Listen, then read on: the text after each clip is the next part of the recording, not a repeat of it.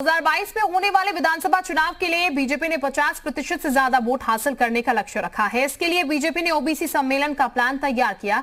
सितंबर अक्टूबर में BJP OBC सम्मेलन करेगी। डिप्टी सीएम केशव मौर्य और स्वतंत्र देव सिंह की अगुवाई में यह सम्मेलन होगा, जिसमें केंद्र और राज्य सरकार के पिछड़े वर्ग के मंत्री भी शामिल होंगे।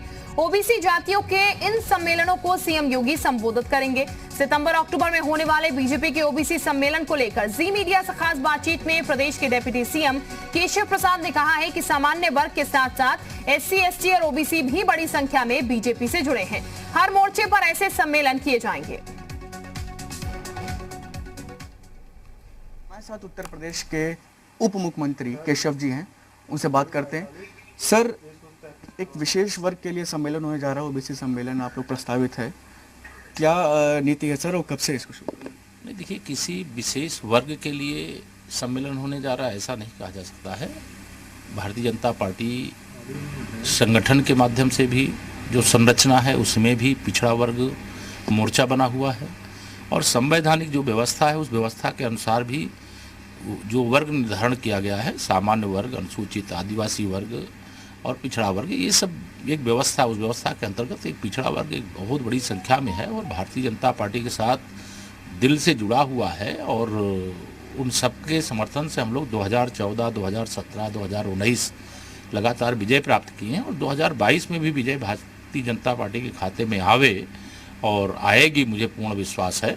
तो उसके लिए इस प्रकार के सम्मेलन जब भी कोई कहीं पर भी होता है वो होते रहे हैं और हमारे केवल पिछड़ा मोर्चा के ही नहीं, हर मोर्चे के माध्यम से इस प्रकार के सम्मेलन आयोजित होंगे।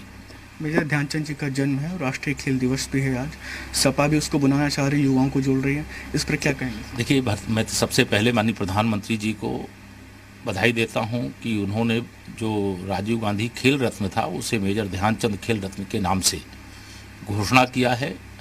दूसरा, आज राष्ट्रीय खेल दिवस है और यह मेजर ध्यानचंद जी की जन्म जयंती के अवसर पर है। मैं इस अवसर पर अपने सभी खिलाड़ियों को जो बहुत सारे मेडल जीत करके लाए उनको भी और जो भविष्य में जीतने वाले हैं उनको भी बहुत बहुत शुभकामनाएं देता हूं।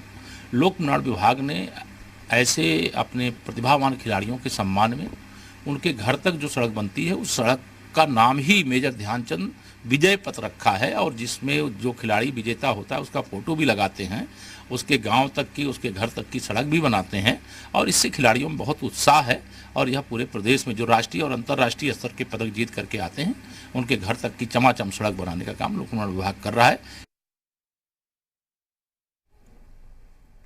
तो ये फिलहाल हम बता दें आपको, सितंबर अक्टूबर में बीजेपी का ये ओबीसी सम्मेलन है, लेकिन जैसा कि आप सुन रहे थे हमारे सहयोगी बात कर रहे थे और बता रहे थे कि ये ओबीसी सम्मेलन नहीं होगा, जैसा कि डिप्टी सीएम केशव प्रसाद मौर्य जानकारी दे रहे थे।